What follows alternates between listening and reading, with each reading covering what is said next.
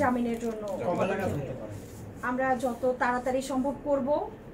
আসলে আমাদের পক্ষ থেকে তাড়াটা থাকবে। এখন সবই তো আদালতের তো একটা নির্দিষ্ট একটা টাইম ফ্রেম আছে, জানেনই সবকিছু আইনগত ব্যাপারে তো আমি ইচ্ছা করলেই তাড়াহুড়ো করতে পারবো না, ওটা আদালত সবকিছু মেনটেন করেই আসতে হবে আমার। আচ্ছা আপু, পাঠানো যেতেই পারে, আমাদের যদি প্রয়োজন মনে হয়, আমাদের যদি মনে হয় না দরকার আছে, আমরা অবশ্যই পাঠাবো। এটা অবশ্যই সামাজিক অবক্ষয়।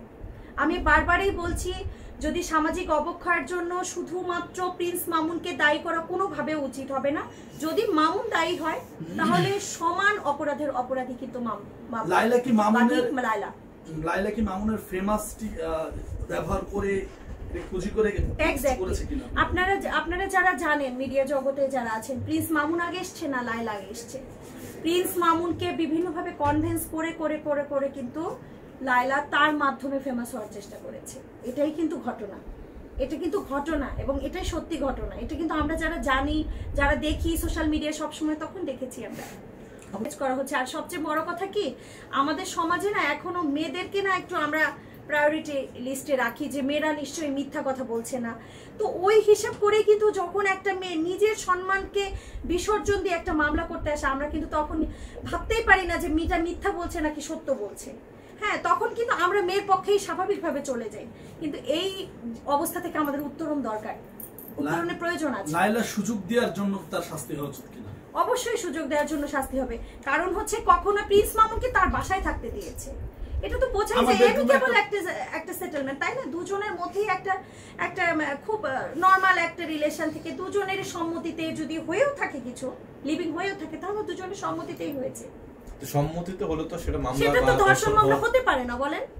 4 বছর কি লাগে একটা মামলা করতে? হ্যাঁ, তাহলে তখন কেন করলো না? ধরেন মানুষ কি প্রথম দর্শন হওয়ার পরে, দ্বিতীয় দর্শন হওয়ার পরে, তৃতীয় দর্শন, তারপর আবার হচ্ছে বাসায় রাখা।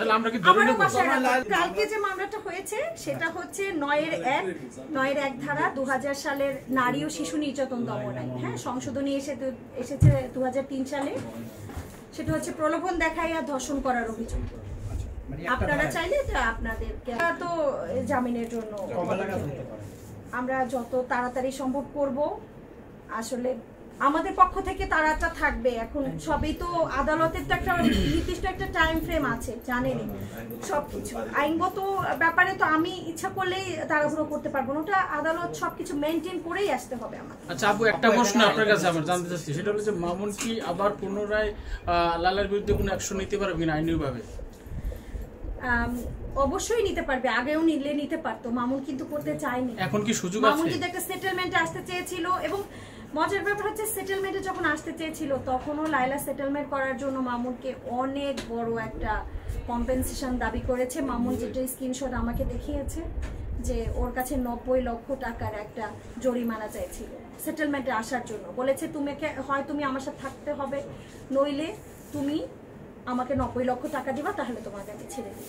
এটা তো হতে পারে না। একটা মানুষকে একের পর এক হ্যারাসমেন্ট করবে, এটা তো দেশের আইন ব্যবস্থা এর জন্য বসে থাকেনি, তাই না? পাল্টা কিছু করবে মামুনের পক্ষ থেকে? আপনি আইনজীবী হিসেবে কি মনে করেন? আমি যদি দরকার মনে হয় আমি অবশ্যই করব। এখন এই মুহূর্তে সেই বিষয়ে কিছু বলতে পারছি না, কি করব না করব। তবে একদম ফার্স্ট প্রায়োরিটি হচ্ছে আমার এখন মামুনকে বের করা। এই অসহায় মহিলা কান্না করছে, ওনাদের ঈদ হবে না, ওনাদের আনন্দ ফুর্তি সব নষ্ট হয়ে গেছে।